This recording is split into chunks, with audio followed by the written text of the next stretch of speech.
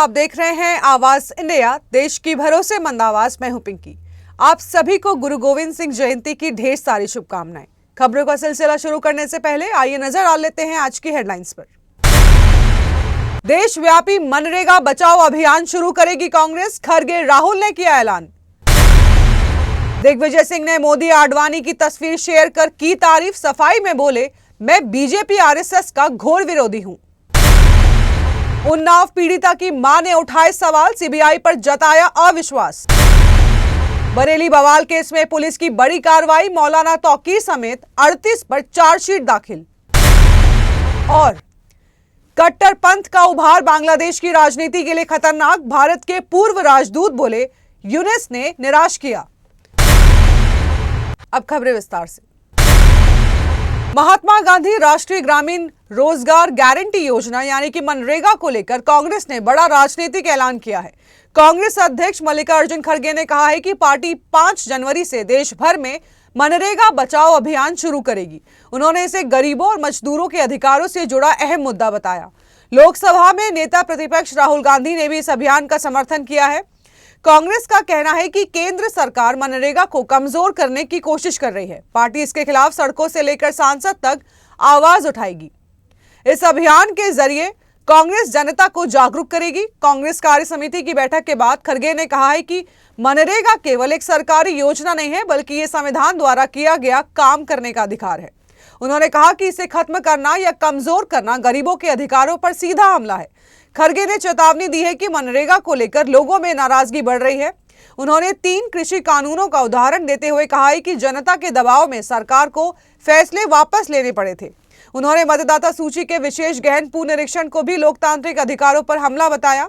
कांग्रेस अध्यक्ष ने कहा है कि पार्टी लोकतंत्र और संविधान की रक्षा के लिए संघर्ष जारी रखेगी। कांग्रेस के वरिष्ठ नेता और मध्य प्रदेश के पूर्व मुख्यमंत्री दिग्विजय सिंह एक बार फिर अपने बयान में सुर्खियों में हैं। कांग्रेस वर्किंग कमेटी के अहम बैठक से ठीक पहले उन्होंने सोशल मीडिया प्लेटफॉर्म्स पर एक पुरानी तस्वीर साझा की है। इस तस्वीर में प्रधानमंत्री नरेंद्र मोदी भाजपा के वरिष्ठ नेता लाल कृष्ण आडवाणी के पैरों के पास बैठे नजर आ रहे हैं। दिग्विजय सिंह ने इस फोटो को साझा करते हुए इसे संगठन की ताकत का प्रतीक बताया। उन्होंने लिखा है कि एक जमीनी कार्यकर्ता किस तरह संघर्ष करते हुए मुख्यमंत्री और फिर प्रधानमंत्री बना। इस पोस्ट के बाद सियासी हलकों में चर्चाओं का दौर तेज हो गया है। दिग्विजय सिंह ने अपनी पोस्ट में आरएसएस और भाजपा के संगठनात्मक ढांचे की चर्चा की।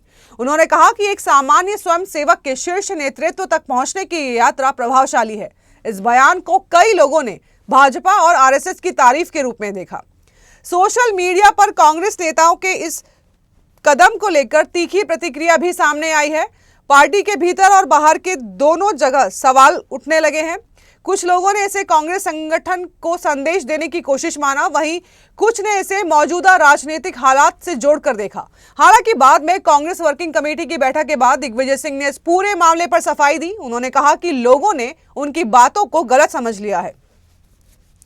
दिग्विजय सिंह ने साफ कहा है कि वो भाजपा और आरएसएस के कट्टर विरोधी रहे हैं और रहेंगे। उन्होंने स्पष्ट किया है कि उन्होंने किसी राजनीतिक विचारधारा की नहीं, बल्कि संगठनात्मक संरचना की बात कही थी। उनका कहना था कि उन्होंने पार्टी संगठन की अहमियत को रेखांकित किया है। इसके बावजूद उनके बयान ने कांग्रेस की आंतरिक राजनीति और रणनीति को लेकर नई बहस छेड़ दी है। उन्नाव दुष्कर्म मामले में पीड़िता और उनकी मां ने केंद्रीय जांच ब्यूरो यानी कि सीबीआई पर गंभीर सवाल खड़े कर दिए हैं। ये प्रतिक्रिया ऐसे वक्त में सामने आई है जब सीबीआई ने पूर्व विधायक कुलदीप सिंह सेंगर को मिली जमानत के खिलाफ सुप्रीम कोर्ट का दरवाजा खटखटाया है। पीड़िता की मां ने कहा है कि एजेंसी पर भरोसा तभी किया जा सकता है जब वो उनसे सीधे बात करे। उन्होंने आरोप लगाया है कि अदालत में सुनवाई के दौरान जांच अधिकारी का रवैया पीड़ित पक्ष के प्रति संवेदनशील नहीं था।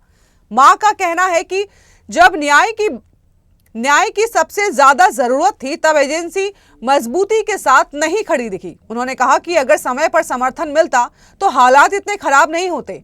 इस बयान के बाद एक बार फिर पूरे मामले में जांच एजेंसी की भूमिका पर बहस तेज हो गई है।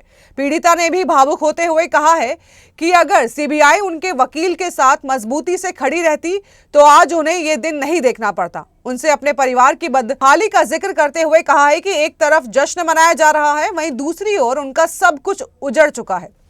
पीड़िता ने बताया कि उसके पिता की हत्या हो चुकी है और उसे और उसके पति को नौकरी से निकाल दिया गया है। उसने सवाल किया है कि अब उनके परिवार के पास जीने के लिए क्या बचा है। 2 नवजात बच्चों की जिम्मेदारी का हवाला देते हुए उसने न्याय व्यवस्था पर भी सवाल खड़े किए हैं। उनका कहना है कि एक परिवार को डराया गया और दूसरे को राहत दी गई, जो न्याय के खिलाफ है। इस पूरे घटनाक्रम ने एक बार फिर सिस्टम की संवेदनशीलता पर सवाल खड़े कर दिए हैं। बरेली में 26 सितंबर को हुए बवाल के मामले में पुलिस ने कार्रवाई तेज कर दी है। शुक्रवार को पुलिस ने कोर्ट में एक और चार्जशीट दाखिल की है। इस चार्जशीट में मौलाना तौकीर रजा समेत कुल 38 लोगों को आरोपी बनाया गया है। आरोपियों में एक बाल अपचारी भी शामिल है, जबकि 2 आरोपी शाहजहांपुर के निवासी बताए गए हैं। पुलिस का आरोप है कि इन लोगों ने भड़काऊ नारेबाजी करते हुए पुलिस टीम पर हमला किया था। ये मामला शहर में कानून व्यवस्था बिगाड़ने की बड़ी साजिश से जुड़ा बताया जा रहा है। इंस्पेक्टर बरादरी धनंजय पांडे ने इस मामले में मौलाना तौकीर रजा समेत 29 नामजद और 250 अज्ञात लोगों के खिलाफ रिपोर्ट दर्ज कराई थी। पुलिस के मुताबिक 26 सितंबर को शाहदाना रोड पर अराजक तत्वों ने चौकी प्रभारी की टीम पर हमला किया। आरोप है कि मौलाना तौकीर रजा के आह्वान पर भीड़ इस्लामिया मैदान की ओर बढ़ी। इस दौरान नारेबाजी करते हुए माहौल बिगाड़ने की कोशिश की गई। पुलिस को हालात काबू में लाने के लिए मौके पर अतिरिक्त बल तैनात करना पड़ा। सूचना मिलने पर पुलिस टीम श्यामगंज पुल के पास पहुंची, जहां दोबारा पुलिस पर हमला किया गया। जांच की जिम्मेदारी क्राइम ब्रांच इंस्पेक्टर संजय धीर को सौंपी गई थी। जांच पूरी होने के बाद 38 आरोपियों के खिलाफ चार्जशीट दाखिल की गई है। जांच के दौरान 9 और नाम सामने आए हैं, जिन्हें भी इसमें शामिल किया गया है। पुलिस के मुताबिक शहर में बवाल को लेकर कुल 12 मामलों में से 10 मामलों में चार्जशीट दाखिल हो चुकी है। अब तक 100 से अधिक आरोपी नामजद किए जा चुके हैं, जिनमें से 87 जेल में बंद है। बांग्लादेश में शेख हसीना सरकार के सत्ता से हटने के बाद हालात लगातार बिगड़ते नजर आ रहे हैं। देश में हिंसा, अराजकता और अस्थिरता की घटनाएं तेजी से बढ़ रही हैं। हाल ही में छात्र नेता उस्मान हादी की मौत के बाद बड़े पैमाने पर हिंसा देखने को मिली। इसके साथ ही अल्पसंख्यकों पर हमलों की घटनाओं ने भी चिंता बढ़ा दी है। मौजूदा हालात को लेकर भारत के पूर्व राजदूत सुरेश के गोयल ने गहरी चिंता जताई है।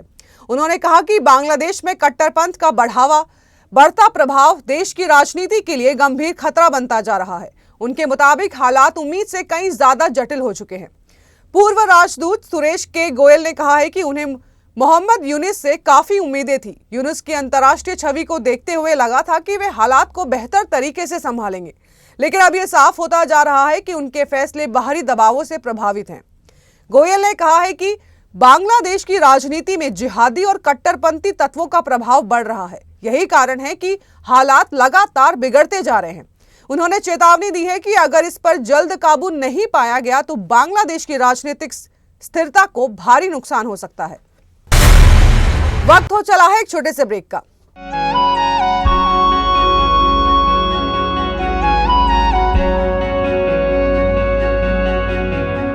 आवाज इंडिया, आवाज इंडिया, आवाज इंडिया,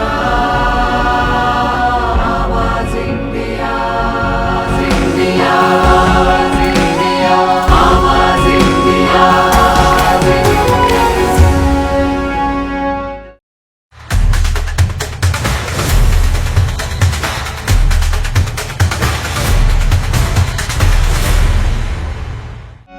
ब्रेक के बाद आप सभी का स्वागत है। बढ़ते हैं अगली खबर की ओर। कांग्रेस सांसद शशि थरूर के हालिया बयान ने पार्टी में फिर बहस छेड़ दी है। उन्होंने कहा था कि प्रधानमंत्री की हार पर खुशी मनाना ऐसा है जैसे भारत की हार पर जश्न मनाना। इस बयान पर प्रतिक्रिया देते हुए कांग्रेस नेता वी हनुमंत राव ने साफ किया है कि पार्टी ऐसा नहीं सोचती, ये केवल थरूर की निजी राय है। उन्होंने कहा कि पार्टी की आधिकारिक सोच इससे काफी अलग है और इसे किसी तरह की प्रतिनिधि राय नहीं माना जाना चाहिए। हनुमंत राव ने आगे कहा है कि कांग्रेस में लोकतांत्रिक व्यवस्था है, इसीलिए सभी नेताओं को अपनी राय रखने की आजादी है। उन्होंने बताया कि किसी अन्य पार्टी में ऐसा बयान होता तो तुरंत कार्रवाई होती। वहीं भाजपा प्रवक्ता शहजाद पूनावाला ने थरूर की बहादुरी की सराहना की और उम्मीद जताई कि कांग्रेस उनके खिलाफ कोई कार्रवाई नहीं करेगी। राजनीतिक गलियारों में इस बयान पर प्रतिक्रियाओं का दौर अभी भी जारी है। नए साल के जश्न को सुरक्षित बनाने के लिए दिल्ली पुलिस ने राजधानी में हाई अलर्ट जारी किया है। पुलिस का फोकस शराब पीकर वाहन चलाने, यातायात नियमों के उल्लंघन और सार्वजनिक हुड़दंग पर सख्ती से रोक लगाने का है। अधिकारियों ने बताया कि नए साल की पूर्व संध्या पर यातायात पुलिस और अर्धसैनिक बलों सहित करीब 20,000 पुलिसकर्मियों की तैनाती की जाएगी और इसके साथ ही पुलिस ने पड़ोसी राज्यों से बड़ी संख्या में लोगों के दिल्ली आने की संभावना को देखते हुए हरियाणा और उत्तर प्रदेश से सटी सीमाओं पर भी सुरक्षा बढ़ा दी है। शहर के सभी प्रमुख प्रवेश बिंदुओं पर वाहनों की जांच की जाएगी। इसके अलावा पार्टी जोन, बाजार और नाइट लाइफ स्थलों पर अतिरिक्त बल तैनात रहेगा। कनॉट प्लेस, हौज खास और प्रमुख मॉल परिसरों में विशेष यातायात व्यवस्था की गई है। यातायात पुलिस ने खतरनाक ड्राइविंग और स्टंटबाजी को रोकने के लिए ब्रेथ एनालाइजर का बड़े पैमाने पर उपयोग करने की योजना बनाई है। शराब पीकर वाहन चलाने या स्टंट करने पर वाहन जब्त कर लिया जाएगा। रणनीतिक स्थानों पर त्वरित प्रतिक्रिया टीम यानी कि QRT तैनात रहेगी। इसके अलावा होटल, गेस्ट हाउस, बस और रेलवे स्टेशनों की जांच कर अवैध रूप से रह रहे संदिग्धों की पहचान भी की जाएगी। उत्तर प्रदेश के प्रयागराज में संगम तट पर 3 जनवरी से माघ मेले की शुरुआत होने जा रही है। महाकुंभ 2025 के बाद आयोजित ये मेला दुनिया के सबसे बड़े धार्मिक और आध्यात्मिक मेलों में से एक माना जाता है। योगी सरकार का अनुमान है कि पूरे माघ मेले में 12 से 15 करोड़ श्रद्धालु संगम दर्शन करेंगे। बड़ी संख्या में श्रद्धालुओं के आने से नाविकों को भी रोजगार मिलेगा, जो अब अपनी तैयारियों में जुटे हैं। नाविक संघ के अध्यक्ष पप्पू लाल निषाद के अनुसार संगम तट पर लगभग 3,000 नावें हैं और आसपास के जिलों से भी 3,000 नावें मेला स्थल पर पहुंचेंगी। इस तरह माघ मेले के दौरान करीब 6,000 नावें चलेंगी। नाविक संघ ने प्रयागराज मेला प्राधिकरण से किराया बढ़ाने की मांग की है। साथ ही प्राइवेट मोटर बोट संचालन पर रोक, हर नाविक को मुफ्त लाइफ जैकेट और 50 लाख का बीमा देने की भी अपील की है। संगम तट पर लंबे समय से नाव चलाने वाले लोगों का कहना है कि श्रद्धालुओं के स्वागत में कोई कमी नहीं रहेगी और नावों को भी सजाया संवारा जाएगा। हालांकि नाविकों की बुनियादी जरूरतों पर प्रशासन का ध्यान होना जरूरी है। उन्होंने कहा कि हर श्रद्धालु उनके लिए अतिथि की तरह है और माघ मेले के दौरान नाविक पूरी तरह तैयार हैं, बशर्ते प्रशासन उनकी मांगों पर ध्यान दे। बॉलीवुड के सुपरस्टार सलमान खान आज 27 दिसंबर को अपना 60वां जन्मदिन मना रहे हैं और इस खास मौके पर सोशल मीडिया पर बधाइयों की बाढ़ सी आ गई है। फैंस के साथ साथ फिल्म इंडस्ट्री के सितारे भी भाईजान पर प्यार लुटा रहे हैं। इसी कड़ी में एक्ट्रेस कटरीना कैफ ने सलमान खान को बेहद खास अंदाज में जन्मदिन की शुभकामनाएं दी। कटरीना ने सोशल मीडिया साइट पर सलमान की एक ब्लैक एंड व्हाइट तस्वीर शेयर की। तस्वीर में सलमान बाइक राइड का लुत्फ उठाते नजर आ रहे हैं।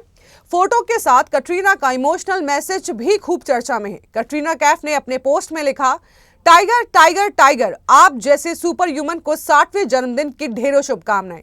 उन्होंने आगे लिखा कि सलमान का हर दिन प्यार और रोशनी से भरा रहे।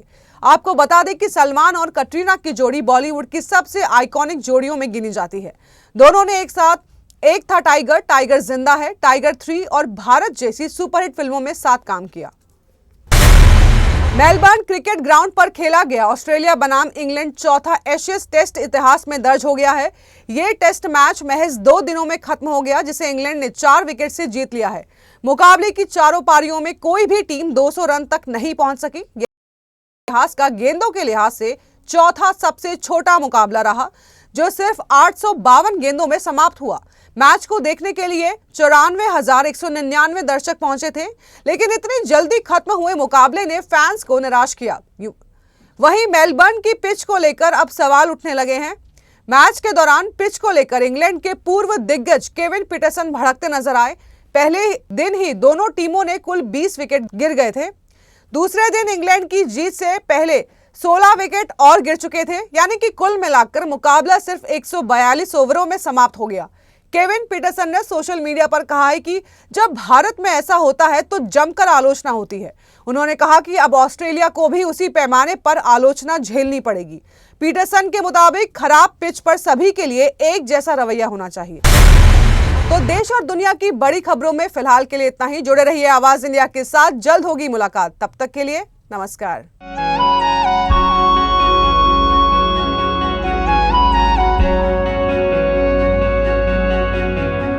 आवाज इंडिया,